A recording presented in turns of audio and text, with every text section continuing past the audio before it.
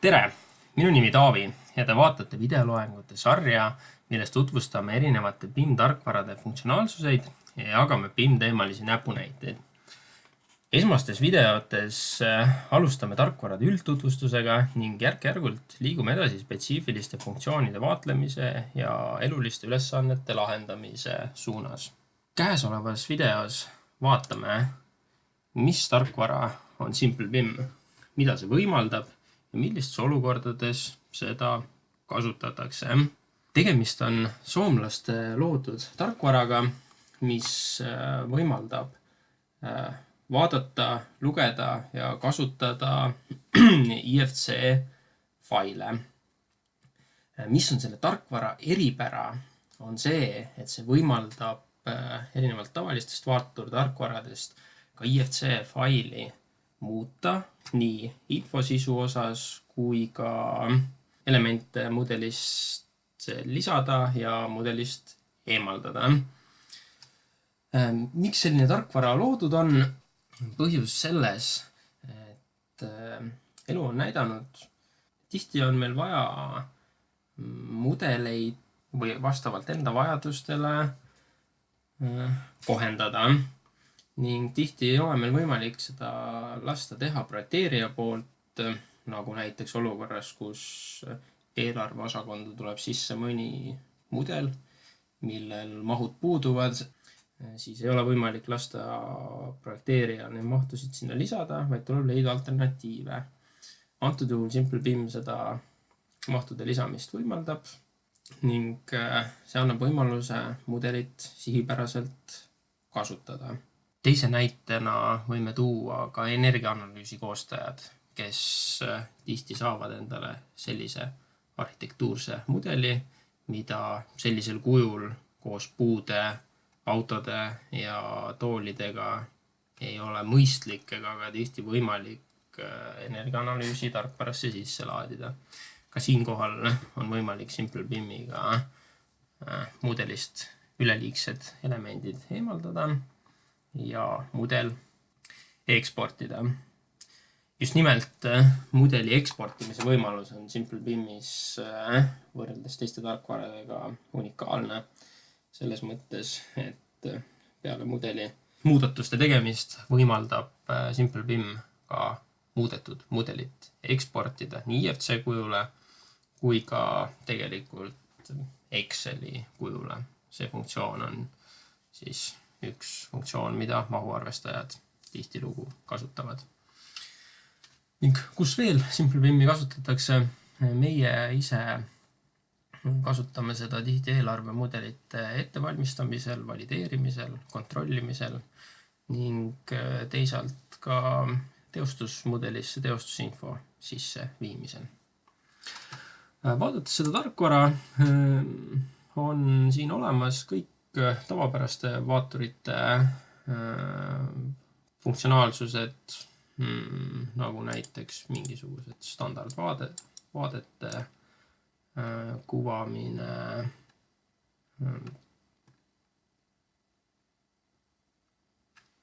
geomeetria vaadete muutmine,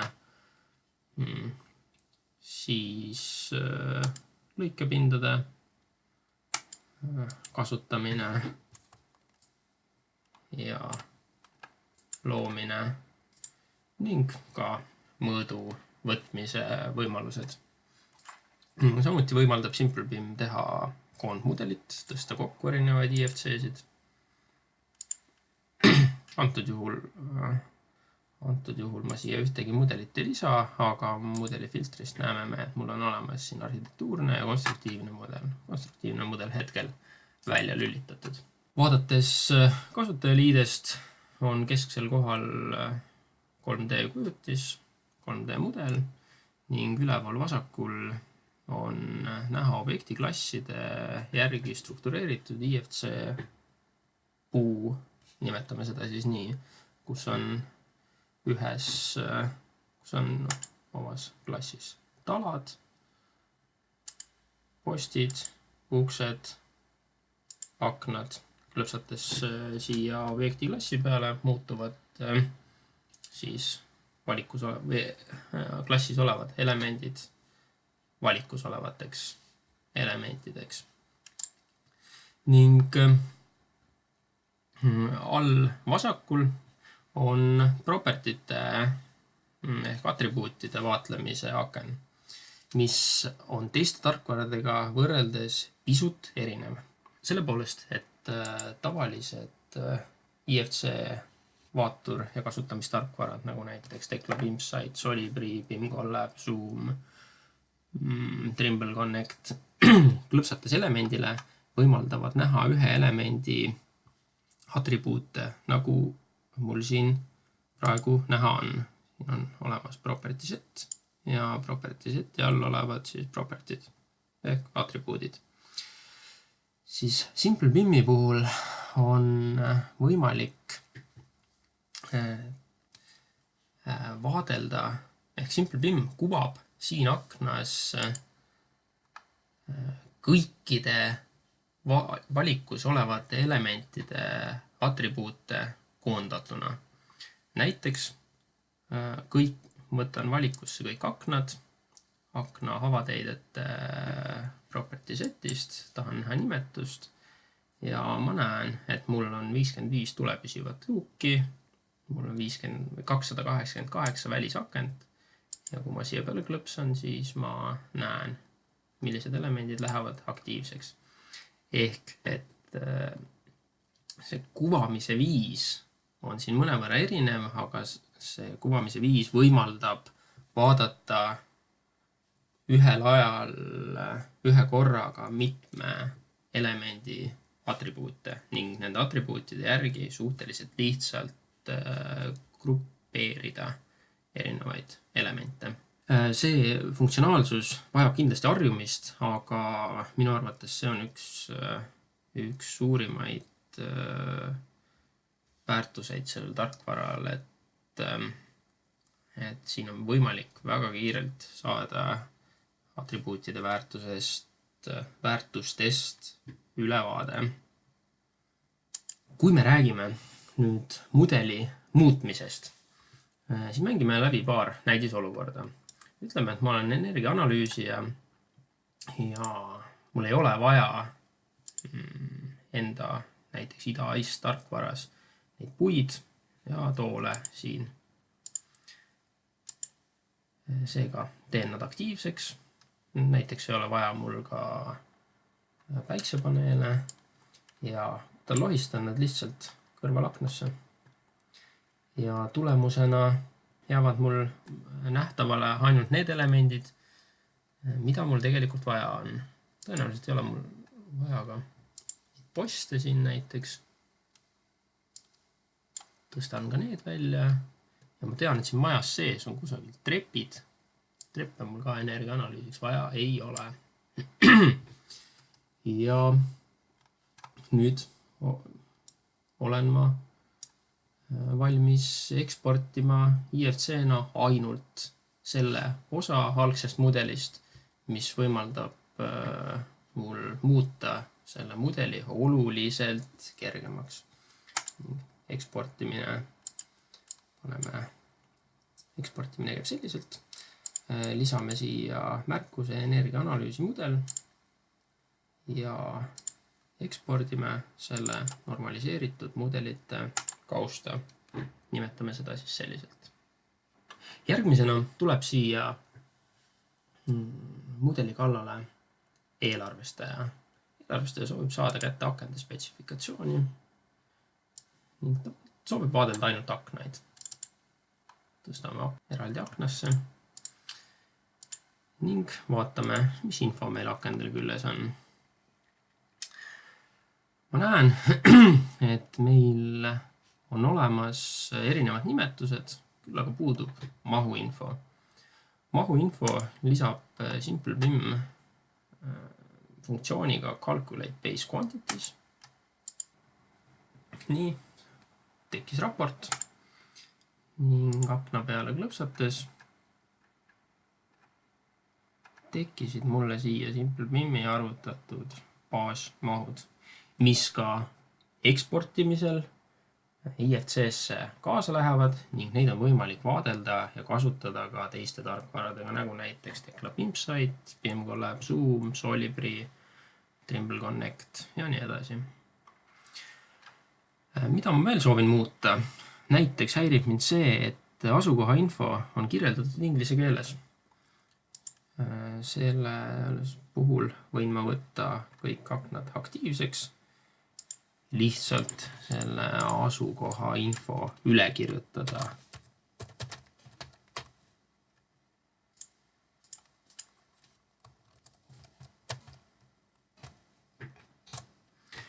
Ning selliselt see info ka IFC-sse kaasa läheb. Olgu öeldud, et kõiki neid liigutusi, mida ma siin teinud olen, sorteerimised ühes aknas, teises aknas ja ka infosisu muutmine, seda kõike on võimalik automatiseerida template'ide ehk mallidega, mis on sisuliselt reeglite kogumikud. Saate ette anda reeglid, mida programm teie eest kontrollima peab, millised infoväljasid ta muutma peab ja nii edasi. Sellega on võimalik kõiki liigutusi automatiseerida. Aga nüüd, kui mul on olemas eestikeelne info, mul on olemas mahud, siis võin ma selle akendest teha vabalt eraldi IFC. Mahud, kui see mul millegi jaoks vajalik on, näiteks tahan ma akna tarnijale saata selle info.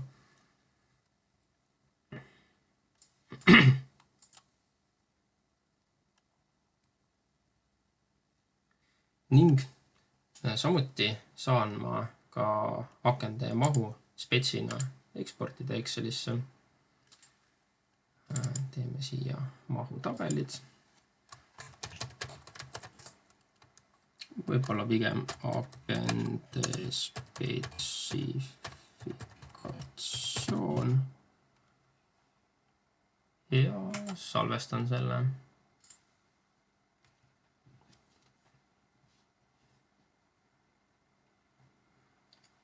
Mulle tekkis Exceli tabel, kus on ilusad eestikeelsed nimetused.